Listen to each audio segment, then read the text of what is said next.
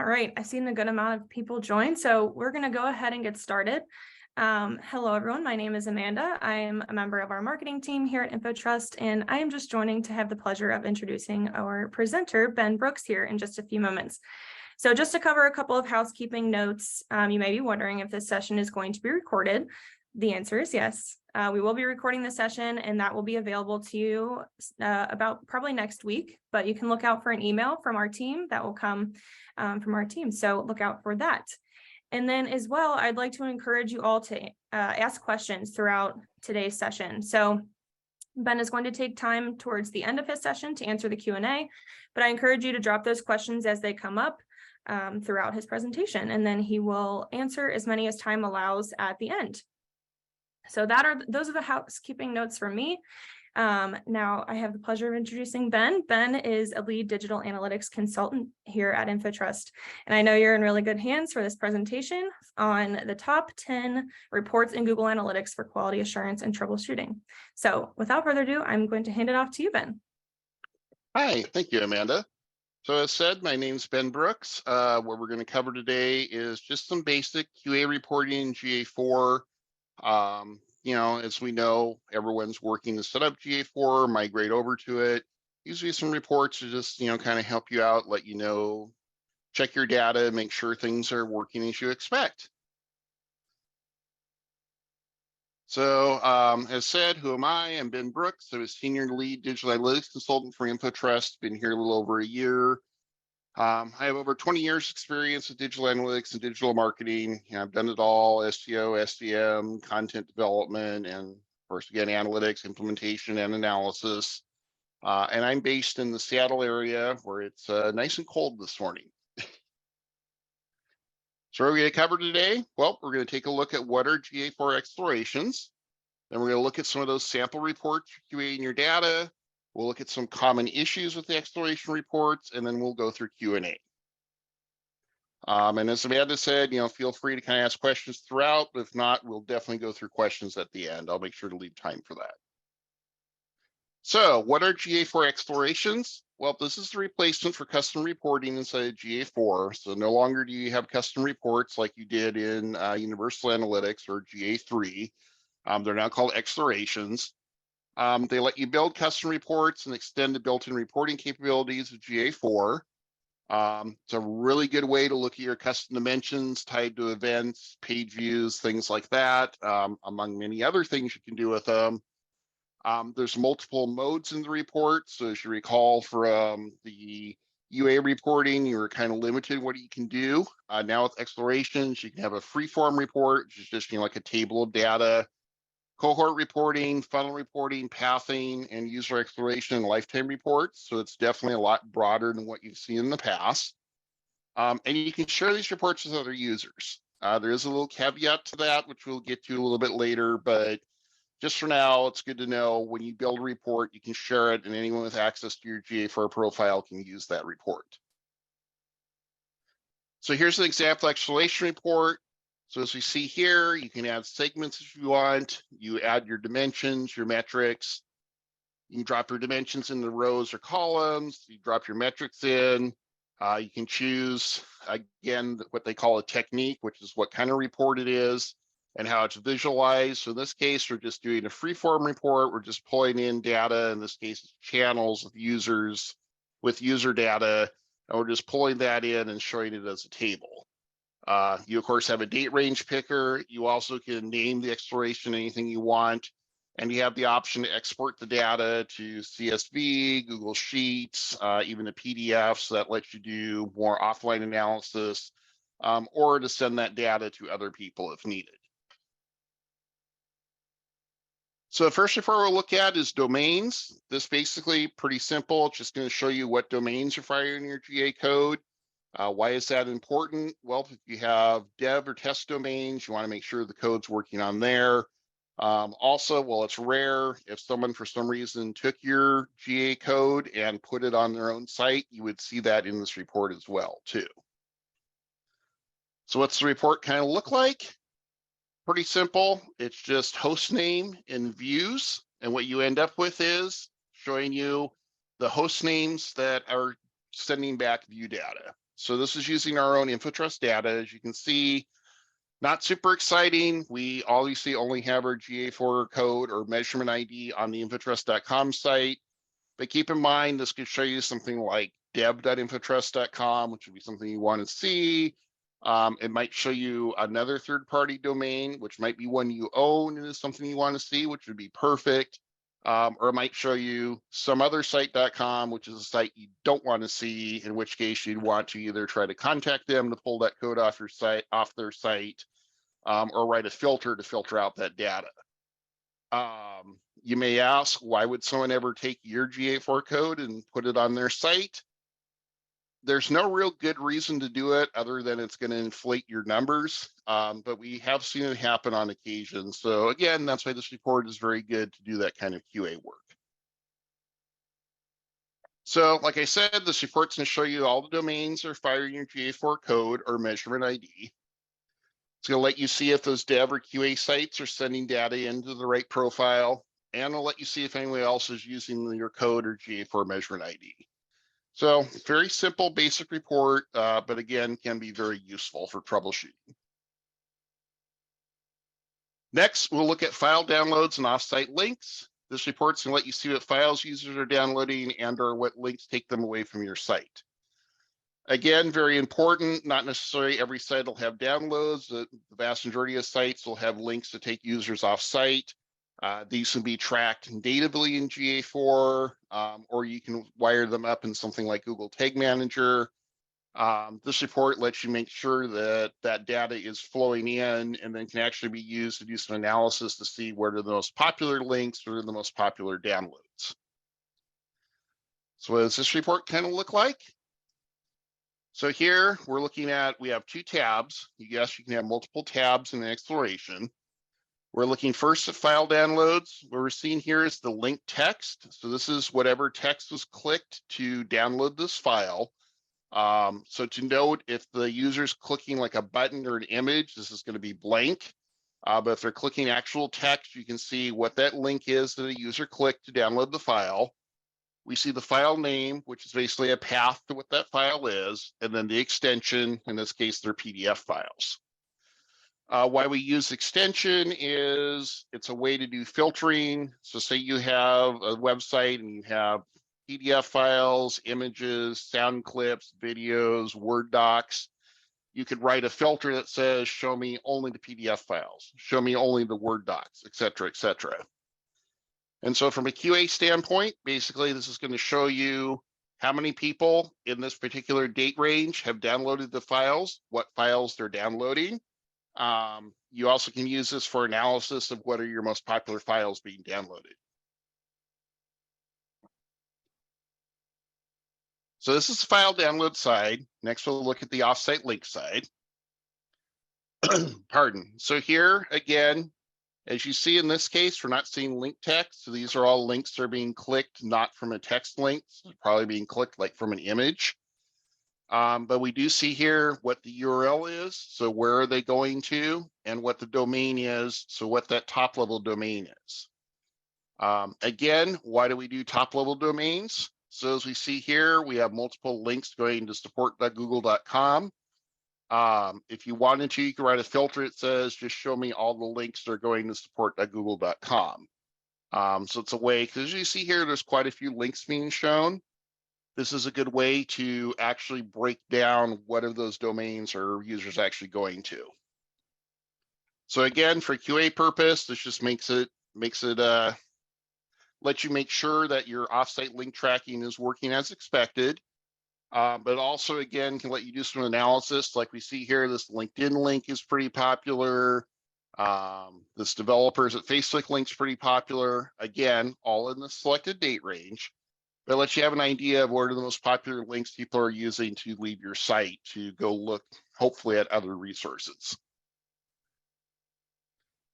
So basically, to build these reports, you would need to put in an event filter. So for file download, it's file_download, unless, again, you're passing this through something like Tag Manager and you've changed that event name. For offsite links, the default event in Google Analytics 4 is click. So again, you just put that filter in, it's going to show you all those clicks. Both these events use that link text to show it's clicked. As noted, it may return blank if there's no text clicked. File downloads, you have that file name and extension. Offsite links that a link URL and domain. And I see we have a question here about tracking file downloads from a plugin. Really, the best place to start is if the plugin itself doesn't have like a way to connect to GA4. That's the easiest way if they've written like an API or something where you can plug it into GA4. If not, you would have to have your developers do again, if you're using Tag Manager, do a data layer push when someone clicks to do that download. You also can look with something like preview mode in Tag Inspector in Tag Manager and see if it'll actually pick up any information on that click for that download, and you might be able to hook into that to grab that download information. So pretty much high level answer, but hopefully that helps for that question. Moving on to video tracking. If your site has video on it, wouldn't it be great to see what videos are being used, how people are interacting with those videos? Again, if you have that set up in GA4, you can build these reports. I'll show you those video interactions. I'll show you starts, completes, and in this case, we even do a trended completes over time. So what does this one look like? So here we're looking at an event called Video Start. So this is based on YouTube tracking, which is native in GA4 or can be set up natively in Tag Manager. What we're showing here is for video starts, what the title is and what the path is that you're to that video, and then the event count. So in other words, how many starts has this video had? Again, for QA purposes, this lets you just make sure that your video tracking is working as you expect. For analysis purposes, this lets you see, in this case, this video seems to be pretty popular in this time period versus some of the other videos. This will let you do that kind of analysis.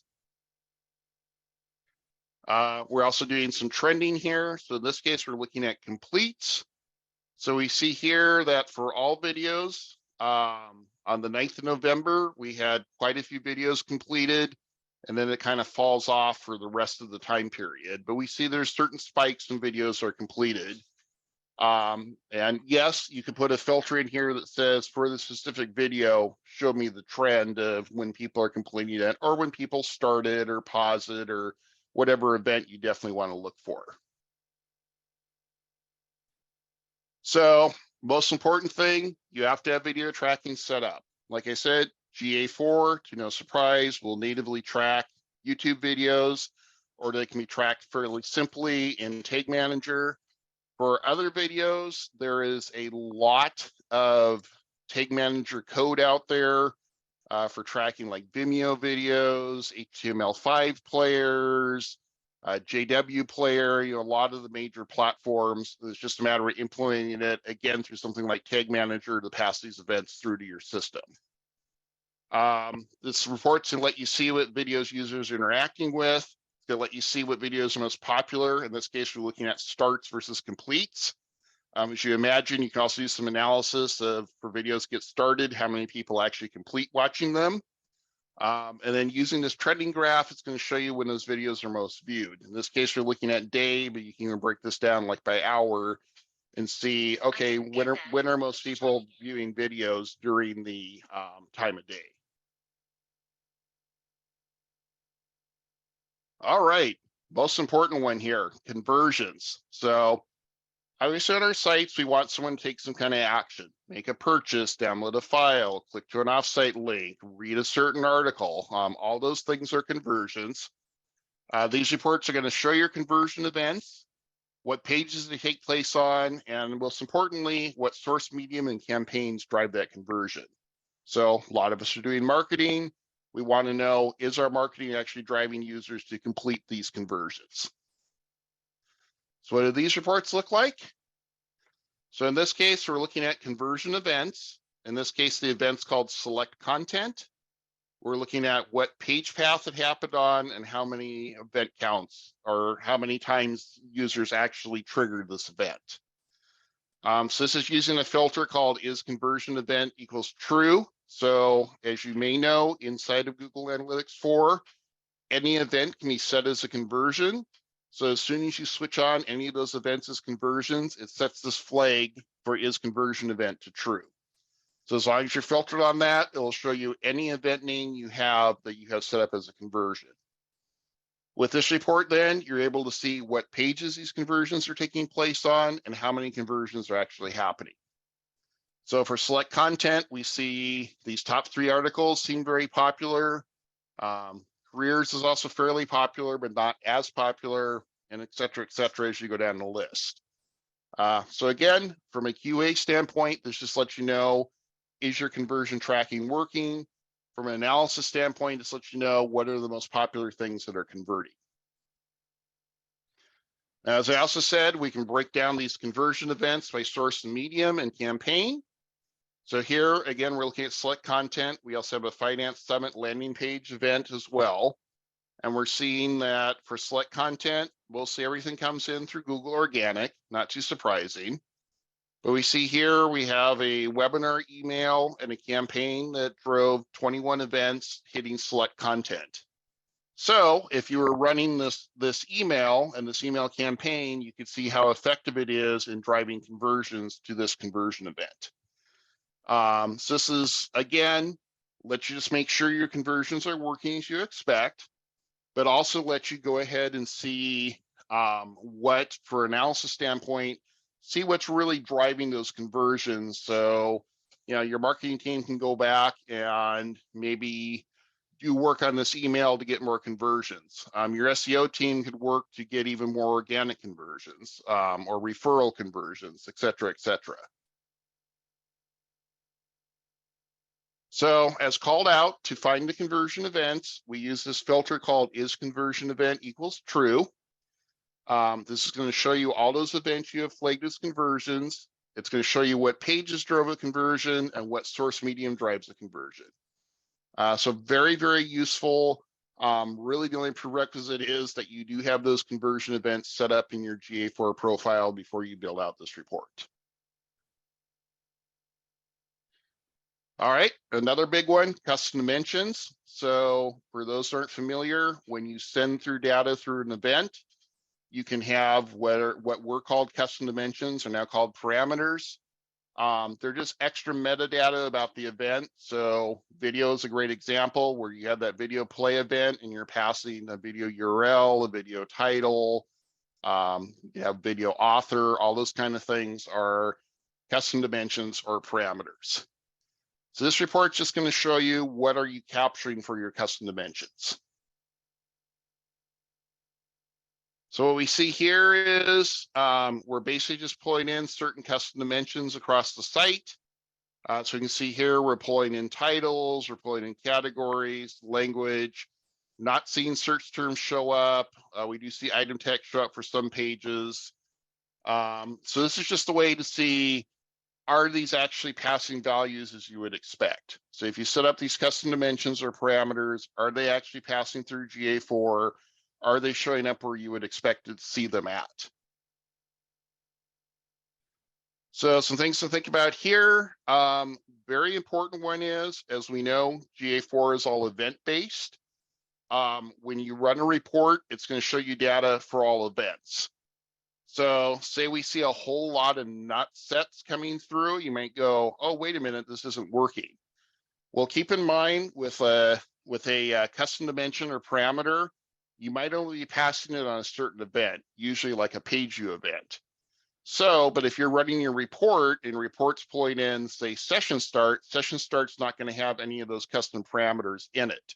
So you may need to actually add an event filter to show you just the page view events. Then that should make most of those not sets go away. If you're still seeing a lot of not sets and you would expect data to be set on that event, then there's probably a problem you need to troubleshoot.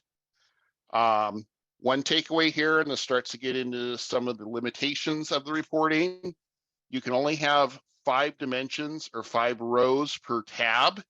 So if you have, say, 20 custom dimensions, you might have to build 4 tabs to see all of them across in your reporting. It's unfortunately just a limitation of the reporting platform as of now.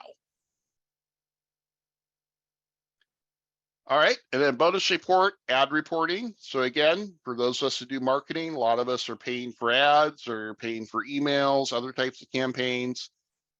We'd love to see what that data looks like, especially if we're using Google Ads, what used to be called AdWords. We definitely want to see how our Google Ads are performing. So this set of reports will let you see how that's working out on your site. So for Google Ads, we can pull in campaigns, ad group, and the keyword that triggered it. Again, what we have here isn't overly exciting, but we do see what campaign and ad group are driving it. We don't see a keyword. This is probably a display campaign. This was a standard search campaign. You would actually see what keywords drive things, and then we see the number of sessions. This is just really showing you what traffic's coming in from ads, but you could spin this up again to be a conversion report where you could say, use that is conversion event equals true and do an event count and see how many conversions actually get driven from your Google Ads campaigns. So really, this is just a good check to make sure your Google Ads linking is working, make sure that you're seeing campaign data that you would expect to see. And then, of course, again, you can use it for analysis. So imagine you had 25 ad groups here and a whole bunch of sessions. You can see which ones are really, truly driving your data, or are driving people to your site. And if you're not seeing what you would expect, then you know what campaigns you need to actually optimize to maybe drive more of those users to your site. But what if you aren't using Google Ads? Well, then we can spin up a report like this, where in this case, we're looking at just all of our email campaigns.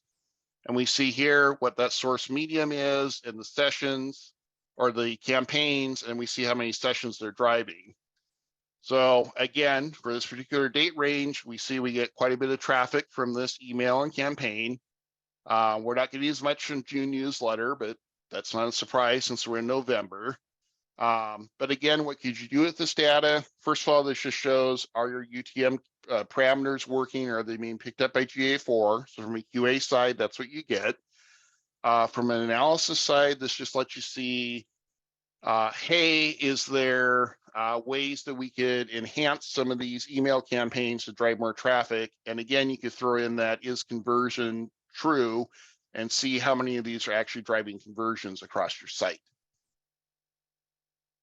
So again, this is going to show you traffic from all sources with your Google Ads linking. It's going to show you those actual ad groups, campaigns, and search terms that you're actually using in Google Ads. And you can filter it down to show specific campaigns or sources. So in this case, you're doing email, but maybe you're doing a referral campaign, maybe you're doing a social media campaign. You could write filters to show that data as well. Okay, so we've touched upon this a little bit, but we want to go through some of the common issues with the reporting in GA4, at least as of it stands today. So a few things that come up. First of all, you're limited to 20 dimensions or metrics at a time. So that is for the whole report. So again, if you're doing things like custom dimensions, you might have to spin up multiple reports if you have more than 20 that you need to show. Again, it's just an unfortunate limitation, at least as of now, of the reporting. In the freeform reports, you can't resize the columns. So you probably saw that in some of these reports, you know, the URLs get truncated, things like that.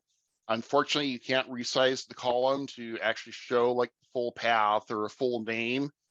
The only real workaround for that is to export it to a Google Sheet or to a CSV, in which case then you can, you know, work with those parameters offline, and then of course you're able to expand out the columns there.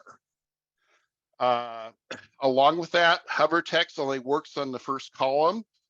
So as you see in those reports, you could hover over that first column and it will expand out the text, but it only works on that first column. So like for the video reporting where we had title and then a URL, if I do a hover over title, it'll expand out the title, everything's great. It won't do the same thing for URL. Again, the only way to expand out that URL would be to export it down as like a CSV and then look at it in there. And then another big one here, when you share a report, it is read-only, which is great because then users can't, make changes and break the report. Unfortunately, everything is read-only, including the date selection. So as you can imagine, your end user would probably really like to be able to go in and change the date to the date range they're interested in. The only workaround for that right now is to create a duplicate of the report, then they have their own copy and they can make date range changes on there. We're hoping this is something Google may fix, but nothing we've actually heard about yet. And then finally, you're limited to 10 tabs per report. So if you're building a really large report, again, maybe looking at those custom dimensions, maybe breaking down a lot of different videos, a lot of different campaigns. If you go over 10 tabs, you would have to split that off into its own separate report. Again, just a little limitation of the system. So these are just important things to know about the reporting.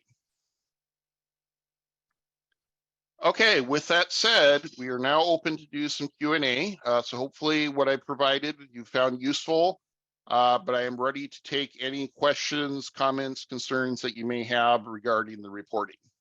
Yes, Tyler brings up a very good point about using Data Studio to address some of the reporting limitations due to GA reports. Yes, Data Studio, or what is now called Looker Studio, is a great way to work with the reports. There is a catch in that for the GA4 connector for pulling data into Looker Studio, GA has started enforcing API limits. So depending on the complexity of your report, how many people are using it, it might run out of API calls and not show you all the data. The two workarounds for that feature are if you're on a 360 account, those limits get raised significantly, and so that will help. Or if you're pulling your data into BigQuery, you can always point Looker Studio at BigQuery, and then you don't end up with those limits. But yes, Data Studio is definitely, or Looker Studio as it's now called, is definitely a good way to address some of those reporting limitations in the GA reports. And Michael brings up a point here. Is there a best practice for organization of the reports versus library versus explorations? As of right now, there's not really any folders or good ways to organize it. What we've done is use either numbers or underscores to kind of float those most important reports up to the top because you can sort by name. But at least as of now, there's not a very good way to organize them, unfortunately. So hopefully that answers both of your questions. Okay, so Mark has a great question. Are the Looker Studio API quotas linked to the same API quota for the data API?